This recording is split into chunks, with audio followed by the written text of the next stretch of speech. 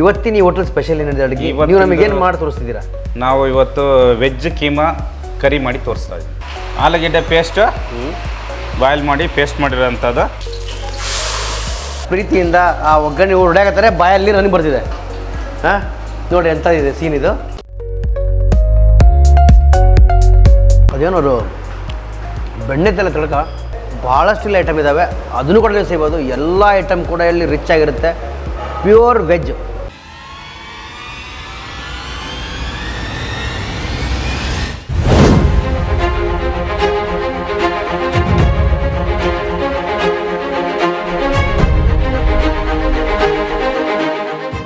Hello ನಮಸ್ಕಾರ. ನಮ್ಮ ನಕ್ಷತ್ರ ಟಿವಿ ಅರ್ಪಿಸುವ ನಮ್ಮೂರ ದೇಸಿ ಕಿಚನ್ ಅಡುಗೆ ಕಾರ್ಯಕ್ರಮಕ್ಕೆ ತಮ್ಮೆಲ್ಲರಿಗೂ ಸ್ವಾಗತ. ಇವತ್ತಿನ ಒಂದು ವಿಶೇಷತೆ ಅಡುಗೆ ಏನಪ್ಪ ಅಂತ ನೀವು ಕಾತರದಿಂದ ಕಾಯ್ತಿರ್ಬೋದು. ಅದು ವೀಕ್ಷಕರ ಒಂದು ಮೇರೆಗೆ ಇವತ್ತು ನಾವು ಬೈಪಾಸ್ ಹನಗೋಡ್ ರಸ್ತೆಯಲ್ಲಿರುವಂತಹ ಪುಟ್ಟಪ್ಪರ ಇನ್ನೊಂದು ಹೋಟೆಲ್ ಅಯೋಧ್ಯ, ಆ ಹೋಟ್ಲಿಗೆ ಬಂದಿದ್ದೀವಿ. ಬನ್ನಿ ತಡ ಮಾಡದೆ ಕಿರಣ್ ಅವರ ಹೋಟೆಲ್ ಪುಟ್ಟಪ್ಪ ಕಿಚನ್ ರೂಮಿಗೆ ಹೋಗಿ ಇವತ್ತು ಏನು ಅಡುಗೆ ಮಾಡ್ತಾರೆ ಅಂಥೇಳಿ ನೋಡಿಕೊಂಡು ನೇರವಾಗಿ ಮತ್ತೆ ಮುಂದುಳಿಯೋಣ. ವೀಕ್ಷಕರೇ, ಇನ್ನೂ ಯಾರು ನಮ್ಮೂರ ದೇಸಿ ಕಿಚನ್ ಚಾನಲನ್ನು ಸಬ್ಸ್ಕ್ರೈಬ್ ಮಾಡಿಲ್ವೋ ಜಲ್ದಿ ಮಾಡ್ಕೊಂಬಿಡಿ. ಯಾಕಂದರೆ ಇಲ್ಲಿ ತೋರಿಸಿದ ಅಡುಗೆ ನಿಮಗೆ ವಿಡಿಯೋನ ಲಿಂಕನ್ನು ಕಳ್ಸೋಕ್ಕೆ ಈಸಿ ಆಗುತ್ತೆ ಅಂತ ಹೇಳ್ತಾ ಈ ದಿನದ ಕಾರ್ಯಕ್ರಮವನ್ನು ಸ್ಟಾರ್ಟ್ ಮಾಡೋಣ. ಬನ್ನಿ. ನಮಸ್ಕಾರ.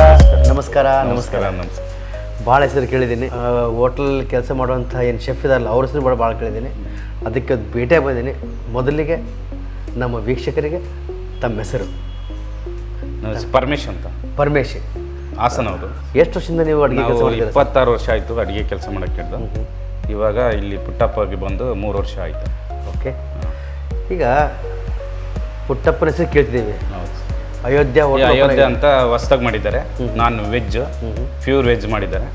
ಇಲ್ಲಿ ಮಾಡಕ್ಕತ್ತೆ ಎಷ್ಟು ವರ್ಷ ಆಯ್ತು ನೀವು ಕೆಲಸ ಮಾಡಿ? ಇಲ್ಲಿ ಮಾಡಕ್ಕೆ ಹಿಡಿದು ಈಗ ಓಪನಿಂಗಿಂದ ನಾವೇ ಇದ್ದೀವಿ. ಚೆನ್ನೈ ಓಪನಿಂದ ಅಯೋಧ್ಯ ಓಪನ್ ಆಯಿತು. ಓಪನ್ ಆದಮೇಲೆ ನಾವೇ ಇಲ್ಲಿ ಕಂಟಿನ್ಯೂ ಮಾಡ್ತಾ ಇದ್ದೀವಿ. ಇವತ್ತಿನ ಒಂದು ಸ್ಪೆಷಲ್ ಅಡುಗೆ ನಮ್ಮ ಪುಟ್ಟಪ್ಪ ಹೋಟೆಲ್ ಅಯೋಧ್ಯ ಬೈಪಾಸ್ ರೋಡಲ್ಲಿ ಹನಗೋಡಲ್ಲಿ ಇದು ಲೊಕೇಟ್ ಆಗಿದೆ. ಹೌದಾ? ಹೌದು ಸರ್. ಇವತ್ತಿನ ಈ ಹೋಟೆಲ್ ಸ್ಪೆಷಲ್ ಏನಿದೆ ಅಡುಗೆ ನೀವು ನಮಗೆ ಏನು ಮಾಡಿ ತೋರಿಸ್ತಿದ್ದೀರಾ? ನಾವು ಇವತ್ತು ವೆಜ್ ಕೀಮಾ ಕರಿ ಮಾಡಿ ತೋರಿಸ್ತಾ ಇದ್ದೀವಿ. ವೀಕ್ಷಕರೇ, ಇವತ್ತಿನ ಒಂದು ವಿಶೇಷತೆ ಅಡುಗೆ ನಮ್ಮ ಹೋಟೆಲ್ ಅಯೋಧ್ಯ ಅವ್ರದ್ದು ಏನಪ್ಪ ಅಂದರೆ ವೆಜ್ ಕೀಮಾ ಕರಿ ಇವತ್ತು ಇವರು ಮಾಡಿ ತೋರಿಸಿದ್ದಾರೆ. ಹೆಸರೇ ಒಂಥರ ವಿಭಿನ್ನ ಇದೆ, ವೆಜ್ ಕೀಮಾ ಅಂದರೆ ಒಂಥರ ನೋಡೋಣ ಅದು ಹೇಗಿದೆ, ಪ್ರಿಪ್ರೇಷನ್ನು ಹೇಗಿದೆ ಅಂತೇಳಿ ನಮ್ಮ ಪರಮೇಶ್ವರ್ ಸರ್ ಇವತ್ತು ನಿಮಗೆ ಹೇಳ್ಕೊಡ್ತಾರೆ. ತಪ್ಪದೇ ಕೊನೆವರೆಗೂ ನಮ್ಮ ವಿಡಿಯೋ ನೋಡಲೇಬೇಕು ನೀವು. ಯಾಕಂದರೆ ಮಸಾಲೆಗಳು ಕೆಲವೊಂದು ಸಲ ಮಿಸ್ ಆಗಿಬಿಡ್ತವೆ. ಆ ಮಿಸ್ ಆಗಬಾರ್ದಂದ್ರೆ ನೀವು ಕೊನೆ ತನಕ ನಮ್ಮ ವಿಡಿಯೋ ನೋಡಲೇಬೇಕು. ಮತ್ತು ನಮ್ಮ ವಿಡಿಯೋನ ಸಬ್ಸ್ಕ್ರೈಬ್ ಮಾಡೋದು ಮಾತ್ರ ಮರೆಯೋಬೇಡಿ. ಯಾಕಂದರೆ ನಾವು ಮಾಡುವಂಥ ಅಡುಗೆಗಳನ್ನು ನಿಮಗೆ ತಲುಪಬೇಕಂದ್ರೆ ಐಕಾನ್ ಬಟನ್ ಇರುತ್ತೆ, ಸಬ್ಸ್ಕ್ರೈಬಿಂದ ಬೆಲ್ ಬಟನ್ ಇರುತ್ತೆ, ಒತ್ಕೊಂಡ್ಬಿಟ್ರೆ ಏನಾಗುತ್ತೆ ನಾವು ಟೆಲಿಕಾಸ್ಟ್ ಮಾಡಿದಾಗ ನಿಮಗೆ ಆ ಒಂದು ಮೆಸೇಜು ಬರುತ್ತೆ ಅಂತ ಹೇಳ್ತಾ ತಡ ಮಾಡಿದೆ ಫಟಾಫಟ್ ನಾವು ವೆಜ್ ಕೀಮಾ ಹೇಗೆ ಮಾಡ್ತಾರೆ ಅಂಥೇಳಿ ನೋಡ್ಕೊಳ್ಳೋಣ. ಬನ್ನಿ. ಲೋ ಫ್ಲೇಮಲ್ಲಿ ಇಟ್ಟು ನಾವು ಗ್ರೇವಿ ಐಟಮ್ನ ಫ್ರೈ ಮಾಡಬೇಕು. ವೀಕ್ಷಕರೇ, ಈಗ ಗ್ರೇವಿಗೆ ಬೇಕಾದಂಥ ಐಟಮ್ಗಳು ಏನಿದೆಲ್ಲ ಮೊದಲು ಅವ್ರು ಫ್ರೈ ಮಾಡ್ಕೊತಾರೆ. ಅವು ಏನೇನು ಅಂತೇಳಿ ನೋಡ್ಕೊಳ್ಳೋಣ. ಮೊದಲಿಗೆ ಏನು ಹಾಕಿದ್ರು? ತುಪ್ಪ, ಏಲಕ್ಕಿ, ಕಾಳು ಮೆಣಸು, ಲವಂಗ, ಗುಂಟೂರು ಮೆಣಸಿನ್ಕಾಯಿ, ಬೇಡಿಗೆ ಮೆಣಸಿನ್ಕಾಯಿ, ಬಿರಿಯಾನಿ ಎಲೆ 2, ಎಲ್ಲ ಚಕ್ಕೆ 2, ಗೋಡಂಬಿ ಪುಡಿಂಬಿ, ಖರ್ಜೂರ ಬೀಜ, ಈರುಳ್ಳಿ, ಟೊಮಾಟೊ. ಇದು ಗ್ರೇವಿ ಐಟಮ್ ಸರ್. ವೀಕ್ಷಕರೇ ಗಮನ ಇರಲಿ, ಲೋ ಫ್ಲೇಮಲ್ಲಿ ಫ್ರೈ ಮಾಡ್ಕೊಂಬೇಡಿ. ಯಾಕಂದರೆ ಅದೇನು ಗೋಡಂಬಿ ಮತ್ತು ಕಲ್ಲಂಗಡಿ ಬೀಜನ ಹಾಕಿದ್ರಲ್ಲ, ಸಿಯೋ ಅಂತ ಒಂದು ಚಾನ್ಸ್ ಇರುತ್ತೆ. ಆ ಉದ್ದೇಶದಿಂದ ಲೋ ಫ್ಲೇಮಲ್ಲಿ ಫ್ರೈ ಮಾಡ್ಕೊಂಬಿಡ್ಬೇಕು. ಮತ್ತೇನು ಹೋಗ್ತೀರಾ ಪರಮೇಶ್ವರೇ? ನೆಕ್ಸ್ಟು ತೆಂಗಿನಕಾಯಿ ಪುಡಿ, ಕೊಬ್ಬರಿ ಕೂಡ ಹಾಕ್ತಿದ್ದೀರಾ? ಹೌದು ಸರ್. ಓಕೆ. ಇಷ್ಟೇ ಸರ್. ಇದು ಗ್ರೇವಿ ಬೇಕಾಗಿದ್ದಂಥ ಐಟಮು. ಇದನ್ನು ಮಿಕ್ಸಿಗೆ ಹಾಕಿ ಪೇಸ್ಟ್ ಮಾಡಬೇಕು. ಸ್ವಲ್ಪ ಅರಶಿನ ಪುಡಿ, ಸ್ವಲ್ಪ ಮಸಾಲ, ಗರಂ ಮಸಾಲ, ಸ್ವಲ್ಪ ಕಿಂಗ್ ಮಸಾಲ,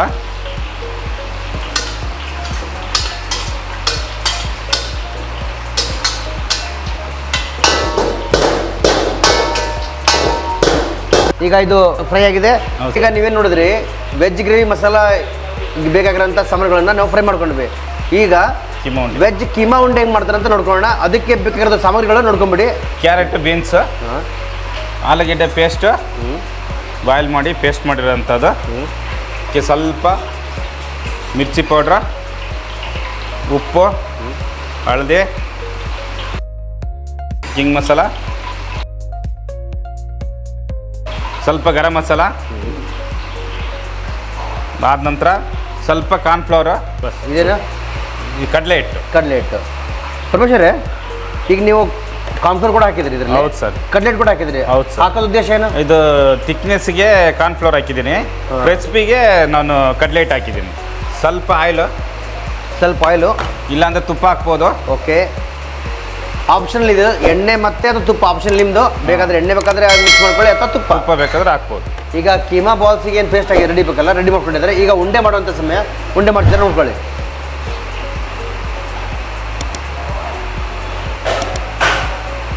ಸೈಜ್ ಎಷ್ಟು ಇರಬೇಕು ಅದು? ಸೈಜ್ ನಮ್ಮ ಅನುಕೂಲ ಹಂಗೆ ಮಾಡ್ಕೋಬೋದು ಸರ್. ಹಂಗಂತೀರಾ? ನಮ್ಮ ಅನುಕೂಲಗೆ ಹೇಗಿರುತ್ತೆ, ದೊಡ್ಡದಾದ್ರೂ ಆಗುತ್ತೆ, ಚಿಕ್ಕದಾಗುತ್ತೆ, ಮೀಡಿಯಮ್ ಸೈಜು ಮಾಡ್ಬೋದು. ಬಟ್ ನಮಗೆ ಹೆಂಗೆ ಇದು ಅನ್ಸುತ್ತೆ ಅನ್ಸುತ್ತೆ ಆ ಥರ ಮಾಡ್ಕೋಬೋದು. ಸೈಜಲ್ಲಿ ಏನು ಡಿಫ್ರೆನ್ಸ್ ಬರೋಲ್ಲ. ನಮ್ಮ ಹೆಂಗಿರುತ್ತೆ ಆ ಥರ ಮಾಡ್ಕೋಬೋದು. ಸೈಜಲ್ಲಿ ಸೈಜ್ ದೊಡ್ಡದು ಚಿಕ್ಕದು ಅಂತ ಏನಿಲ್ಲ. ಒಟ್ಟಿಗೆ ಉಂಡೆ ಮಾಡ್ಕೊಂಡು ಒಂದು ಮೀಡಿಯಮ್ ಸೈಜಲ್ಲಿ ಮಾಡ್ಕೊಂಡ್ರೆ ಚೆನ್ನಾಗಿ ಟೇಸ್ಟ್ ಇರುತ್ತೆ, ಚೆನ್ನಾಗಿ ಬಾಯ್ಲ್ ಆಗುತ್ತೆ, ಎಲ್ಲ ಆಗುತ್ತೆ. ಈಗ ಉಂಡೆ ಅಂತೂ ರೆಡಿ ಆಗಿದೆ.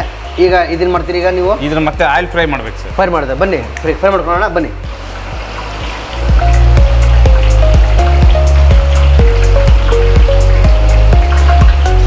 ಇದು ಎಷ್ಟು ನಿಮಿಷ ಆಗುತ್ತೆ? ಇದು ಒಂದು 1.5ರಿಂದ 2 ನಿಮಿಷ ಆಗುತ್ತೆ. 1.5ರಿಂದ 2 ನಿಮಿಷ ಆಗುತ್ತೆ. ಅದ್ರ ಮೇಲೆ ಮಾಡಿದರೆ ಮತ್ತೆ ಬ್ಲ್ಯಾಕ್ ಆಗುತ್ತೆ. ಗೋಲ್ಡ್ ಕಲರ್ ಬಂದರೆ ಸಾಕು, ಗೋಲ್ಡ್ ಕಲರ್ ತೆಗೆದ್ರೆ ಆಗುತ್ತೆ.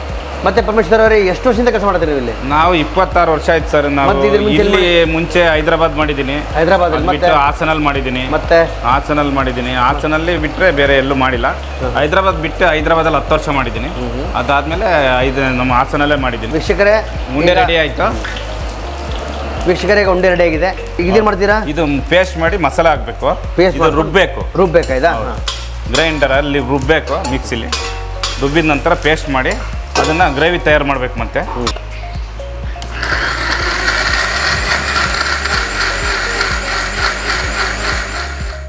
ಮಸಾಲ ರೆಡಿ ಆಯಿತು. ಮತ್ತೆ ಬರೀ ತಾಲಿಂಪು ಹಾಕಿ ಅದಕ್ಕೆ ಗ್ರೇವಿ ಮಾಡ್ಕೊಂಡಾದ್ಮೇಲೆ ನಾವು ಉಂಡೆ ಹಾಕ್ಬೇಕು. ಅದಕ್ಕೆ ಮಾಡಿ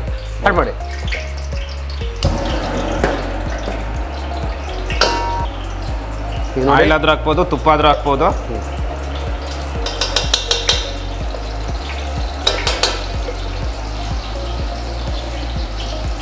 ಶುಂಠಿ ಬೆಳ್ಳುಳ್ಳಿ ಪೇಸ್ಟ್ ಹಾಕೊಂಡ್ರಾ? ಸ್ವಲ್ಪನಾ ಜಾಸ್ತಿನಾ? ಸ್ವಲ್ಪ. ಇದೇನು? ಜಾಯಿತ್ರಿ ಹೂವು, ಜಾಯಿಪತ್ರೆ, ಇಲಾಚಿ, ಲವಂಗ, ಚಕ್ಕೆ, ಕಲ್ಲು ಹೂವು, ಬೇ ಲೀವ್ಸು, ಮಸಾಲೆ ಎಲೆ, ಮತ್ತು ಕಾಳು ಮೆಣಸಿನ್ಕಾಯಿ, ಒಂದು ಬ್ಯಾಡಿಗೆ ಮೆಣಸಿನ್ಕಾಯಿ ಬೇಕಂದ್ರೆ ಹಾಕ್ಬೋದು, ಇಲ್ಲಾಂದ್ರೆ ಇಲ್ಲ. ಅದಾದ ನಂತರ ಮಸಾಲೆ.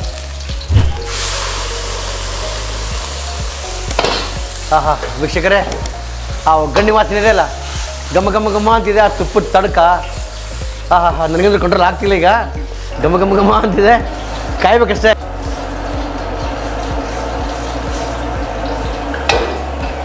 ಉಪ್ಪು ರುಚಿಗೆ ತಕ್ಕಷ್ಟು ಹಾಕೋಬೇಕು. ಸ್ವಲ್ಪ ಗರಂ ಮಸಾಲೆ, ಸ್ವಲ್ಪ ಕಿಂಗ್ ಮಸಾಲೆ,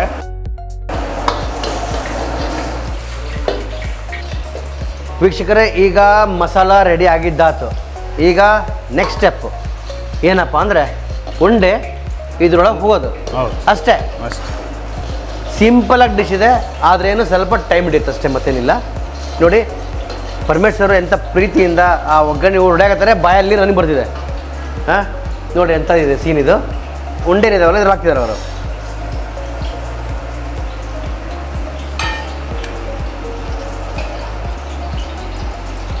ಈಗ ಇದನ್ನು ಕೊತ್ತಂಬರಿನ ಕೊನೆಯದಾಗಿ ಕೊತ್ತಂಬರಿ ಹಾಕ್ತಾರೆ. ಯಾಕಂದರೆ ಬೆಣ್ಣೆ ಕೂಡ ಇದೆ ನೋಡಿ. ಅನಗವಾಡಿ ರಸ್ತೆಯಲ್ಲಿರುವ ಬೈಪಾಸ್ ರೋಡಲ್ಲಿ ಹೋಟೆಲ್ ಅಯೋಧ್ಯದಲ್ಲಿ ಸಿಗುವಂಥ ಒಂದು ಸ್ಪೆಷಲ್ ಡಿಶ್ ಇದು. ಅದು ವೆಜ್ ಕೀಮಾ ಮಸಾಲ.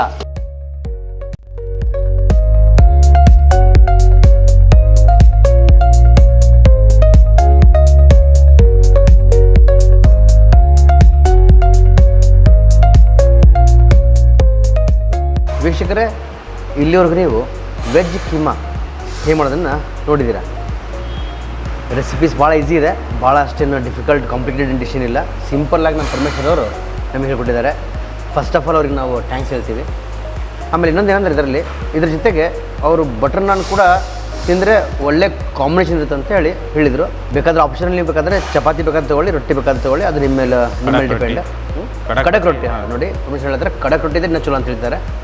ಈಗ ಇದು ಟೇಸ್ಟ್ ಮಾಡೋ ಸಮಯ, ಟೇಸ್ಟ್ ಮಾಡಬೇಕಾಗಿತ್ತು ಯಾರು ಇವತ್ತು ನಮ್ಮ ಜೊತೆಗೆ ಅಂದರೆ ಹೋಟೆಲ್ ಪುಟ್ಟಪ್ಪನ ಕಿರಣ್ ಅವರು ನಮ್ಮ ಜೊತೆ ಕುಂತು ಟೇಸ್ಟ್ ಮಾಡೋಕಾಗಿತ್ತು. ಆದರೆ ಇವತ್ತು ಸ್ವಲ್ಪ ಕೆಲಸದ ಒತ್ತಡದಿಂದ ಅವ್ರು ಸ್ವಲ್ಪ ಹೊರಗೋಗಿದ್ದಾರೆ.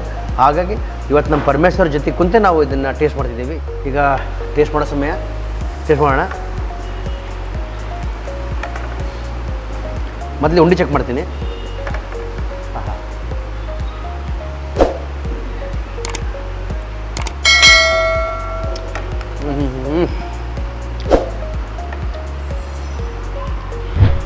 ಅದೇನವರು ಬೆಣ್ಣೆ ತಲೆ ತಡಕ, ಆ ಬೆಣ್ಣೆ ಅಂತೂ ವಾಸನೆ ಅಂದರೆ ಘಮ ಘಮ ಘಮ ಅಂತ ಬರ್ತಿದೆ ಒಂದು. ಅದರಲ್ಲಿ ಅವರು ಇನ್ನು ಕಾಜು ಬಾದಾಮಿನ ಮತ್ತು ತಡಕ ಗ್ರೇವಿ ಮಾಡೋಕ್ಕೋಸ್ಕರ ಮಸಾಲೆ ಹಾಕಿದ್ರಲ್ಲ, ಅದೇನು ಗೋಡಂಬಿ ಮತ್ತು ಕಲ್ಲಂಗಡಿ ಬೀಜ, ಆಮೇಲೆ ಒಂದು ಜವಳ ಮೆಣಸಿನ್ಕಾಯಿ ಸಿಂಗಲ್ಲು, ಸ್ವಲ್ಪ ಶುಂಠಿ ಬೆಳ್ಳುಳ್ಳಿ ಪೇಸ್ಟ್ ನಾವು ಒಗ್ಗರಣೆ ಹಾಕಿದ್ರಲ್ಲ, ಅದ್ರ ಮಸಾಲ ಅಂತ ಎದ್ದು ಬರ್ತಿದೆ. ಪರಿಸರ ಹೇಳ್ತೀನಿ, ಸಾಫ್ಟ್ ಆಗಿದೆ, ಪೂರ ಕ್ಲೀನಾಗಿ. ಅದನ್ನು ನೀವು ಆಲೂಗಡ್ಡೆ ಮತ್ತು ಬೀನ್ಸ್ ಮತ್ತು ಕ್ಯಾರೆಟನ್ನು ಮಾಕಿಯನ್ನು ಮ್ಯಾರಿನೇಷನ್ ಮಾಡಿ ಅದೇನು ಮಾಡಿದ್ರಲ್ಲ ಉಂಡೆ, ಅದು ಕೂಡ ಎಕ್ಸಲೆಂಟ್ ಆಗಿದೆ. ಏನು ಹೇಳ್ಬೇಕಂತ ಮಾತೇ ಬರ್ತಿಲ್ಲ, ಅಷ್ಟು ರಿಚ್ ಆಗಿದೆ ಡಿಶ್ ಇದು. ಈ ಥರ ಅಡುಗೆ ಏನಾದರೂ ನೀವು ಮನೇಲಿ ಮಾಡ್ಬೇಕಂದ್ರೆ ಮನೇಲಿ ಟ್ರೈ ಮಾಡಿ. ಇಲ್ಲ ಅಂದರೆ ಸೀದಾ ಅನಗೋಡ ರಸ್ತೆಯಲ್ಲಿ ಬೈಪಾಸ್ ಇರುವ ಹೋಟೆಲ್ ಅಯೋಧ್ಯ ಹೋಟ್ಲಿಗೆ ಬನ್ನಿ, ಈ ಡಿಶನ್ನ ಸವಿಬೋದು. ಇದು ಅಲ್ಲದೆ ಭಾಳಷ್ಟು ಐಟಮ್ ಇದ್ದಾವೆ, ಅದನ್ನು ಕೂಡ ನೀವು ಸೇಬೋದು. ಎಲ್ಲ ಐಟಮ್ ಕೂಡ ಇಲ್ಲಿ ರಿಚ್ ಆಗಿರುತ್ತೆ. Pure veg hotel. ಇಲ್ಲಿವರೆಗೂ ನೀವು ವೆಜ್ ಕೀಮಾ ಹೇಗೆ ಮಾಡೋದನ್ನು ನೋಡ್ಕೊಂಡ್ರಿ. ಅದು ಟೇಸ್ಟ್ ಹೇಗಿದೆ ಅಂತ ಕೂಡ ನಾನು ನಿಮಗೆ ಕೂಡ ಹೇಳಿದೆ. ಅದರ ಮುಖ್ಯ ಕಾರಣಕರ್ತರು ನಮ್ಮ ಪಕ್ಕದಲ್ಲಿರುವಂತಹ ಪರಮೇಶ್ವರ್. ಅದರ ಜೊತೆಗೆ ಈ ಒಂದು ಹೋಟೆಲ್ ಅಯೋಧ್ಯದಲ್ಲಿರುವಂಥ ಎಂಪ್ಲಾಯೀಸ್ಗಳನ್ನು ಕೂಡ ನಾನು ಭೇಟಿ ಮಾಡಿಸ್ತೀನಿ.